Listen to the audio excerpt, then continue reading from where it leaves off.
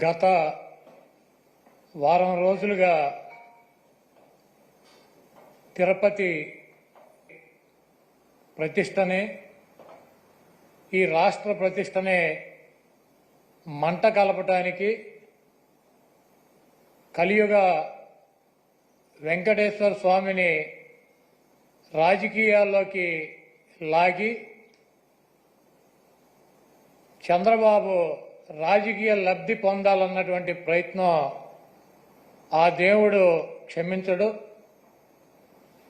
గతంలో చంద్రబాబు నాయుడు ప్రభుత్వం 5 సార్లు ఉండగా సేమ్ మేమైతే ఎలా అయితే టెండర్లు పిలిచామో అదే రకంగా చంద్రబాబు నాయుడు కూడా టెండర్లు పిలిచి ఆ 5 సంవత్సరాల్లో 4 బిడ్డలుంటే 4 కంపెనీలకు 4 సార్లు ఇచ్చాడు. అయితే ఆయన ముఖ్యమంత్రిగా ఉండగా 14-15 సార్లు నెయ్యిలో క్వాలిటీ లేదని చెప్పి సర్టిఫికేట్లతో ఆ ట్యాంకర్లు వెనక్కి పంపడం జరిగింది. ఆ తర్వాత వైఎస్ఆర్ కాంగ్రెస్ ప్రభుత్వం వచ్చిన తర్వాత అక్కడ గతంలో ఏ రకంగా టెండర్లు పిలిచారో ఏ రకంగా కేటాయింపులు చేశారో అదే రకంగా మా ప్రభుత్వం కూడా కేటాయింపులు చేసింది. 18 సార్లు జగన్మోహన్ రెడ్డి గారు ముఖ్యమంత్రిగా ఉండగా ఈ నెయ్యిలో క్వాలిటీ లేదని చెప్పి దాన్ని వెనక్కి పంపడం జరిగింది. ప్రతి వెహికల్ని తిరుమల తిరుపతి దేవస్థానానికి వచ్చేటువంటి ప్రతి దాన్ని కూడా ఇన్స్పెక్షన్ చేసి దాంట్లో లోపాలు ఉంటే దాన్ని వెనక్కి పంపించి అది వాళ్ళకి కావలసినట్టు ఉంటేనే అక్కడ దించుకునేటువంటి పరిస్థితి ఉంటుంది. ఇది గత ప్రభుత్వాలు గత 100 సంవత్సరాల నుంచి వచ్చేటువంటి ఆనవాయితీ. దాని ప్రకారమే చంద్రబాబు ముఖ్యమంత్రిగా ఉన్నా జగన్మోహన్ రెడ్డి గారు ముఖ్యమంత్రిగా ఉన్నా అంతకుముందు వేరే ముఖ్యమంత్రులు ఉన్నా కూడా ఈ క్వాలిటీ లేనటువంటి నెయ్యి కావచ్చు ఇతర ఆహార పదార్థాలనే రిజెక్ట్ చేసి వెనక్కి పంపినటువంటి సందర్భాలు కోకొల్లలు ఉన్నాయి. అదే విధానంగా చంద్రబాబు నాయుడు ముఖ్యమంత్రి అయిన తర్వాత 4వ తారీఖు జగన్మోహన్ రెడ్డి గారు జూన్ 4న ఆయన రాజీనామా చేశాడు ఈ రాష్ట్రానికి ముఖ్యమంత్రిగా. జూలై 17వ తారీఖు వరకు అనేక ఆహార తినుబండారాలు ఆహారాన్ని సరఫరా చేసేటువంటి టెండర్లో తీసుకున్నటువంటి కాంట్రాక్టర్లు నెయ్యి సప్లై చేశారు, ఆహార పదార్థాలు సప్లై చేశారు. వాటిల్లో చంద్రబాబు ముఖ్యమంత్రిగా ఉండగా 17వ తారీఖున వచ్చినటువంటి ఒక ట్యాంకర్లో వాళ్ళకి కావాల్సినటువంటి మెజర్మెంట్స్లో లేదు నెయ్యి, కాబట్టి మేము దీన్ని రిజెక్ట్ చేస్తున్నాం అని చెప్పి దాన్ని వెనక పంపడం జరిగింది. ఆ నెయ్యిని వాడల గతంలో కూడా రిజెక్ట్ చేసి 18 సార్లు పంపించేటువంటి నెయ్యిలు వస్తాయి. ఎప్పుడూ కూడా క్వాలిటీ లేనటువంటి నెయ్యి కానీ నూనె కానీ ఎటువంటి ఆహార పదార్థాలు తిరుమల తిరుపతి దేవస్థానంలో వాడినటువంటి పరిస్థితి లేదు.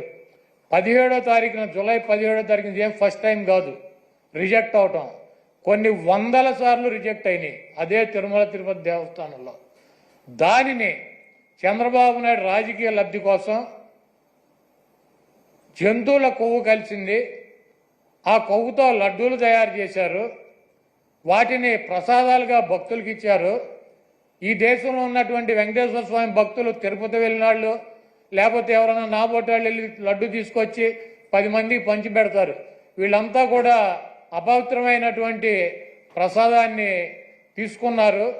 కాబట్టి జగన్మోహన్ రెడ్డిని శిక్షించాలి అని చెప్పి చంద్రబాబు నాయుడు రాజకీయ ప్రయోజనాలు ఆశించి సొంత మామనే రాజకీయాల కోసం పదవి కోసం పార్టీ కోసం దిగజార్చి ఆయన మీద ఏ రకమైతే నిందలేసి ఆ పార్టీని తీసుకున్నాడో రాజకీయ లబ్ధి కోసం, అదేవిధంగా జగన్మోహన్ రెడ్డి గారు ఇబ్బంది పెట్టాలి రాజకీయంగా అని చెప్పి ప్రత్యక్షంగా కలియుగ దైవమైనటువంటి వెంకటేశ్వర స్వామినే ఆయన ప్రసాదాన్నే రాజకీయాల్లోకి లాక్కొచ్చేసినటువంటి దుర్మార్గమైనటువంటి వ్యక్తి చంద్రబాబు నాయుడు.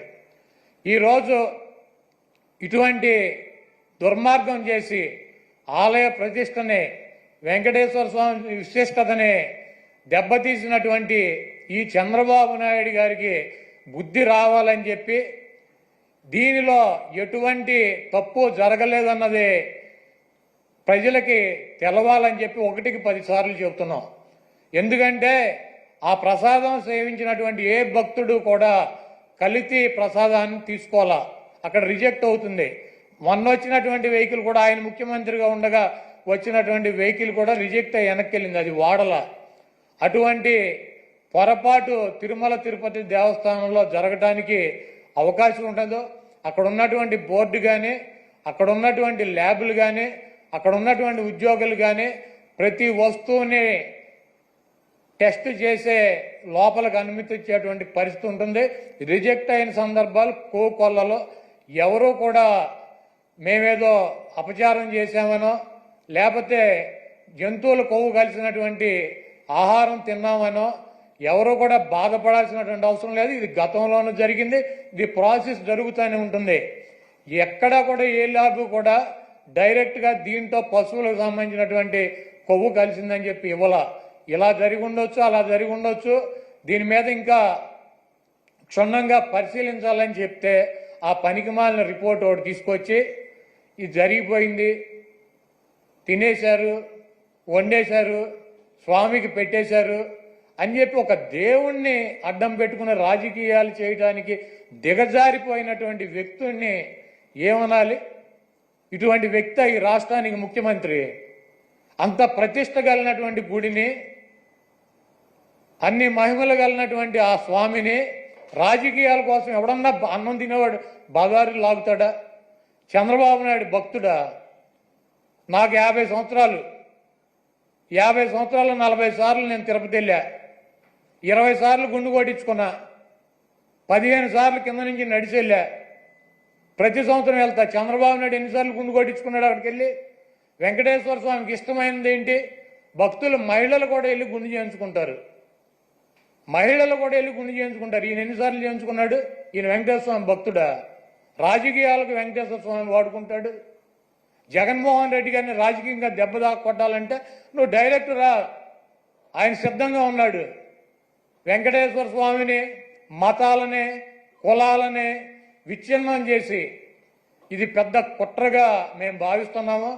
దీని మీద ఎటువంటి ఎంక్వైరీ అయినా సిద్ధంగా ఉన్నామని చెప్పి జగన్మోహన్ రెడ్డి గారు సుప్రీంకోర్టు న్యాయమూర్తికి, ప్రధాన న్యాయమూర్తికి లేఖ రాశారు. అదేవిధంగా ప్రధానమంత్రికి లెటర్ రాశారు.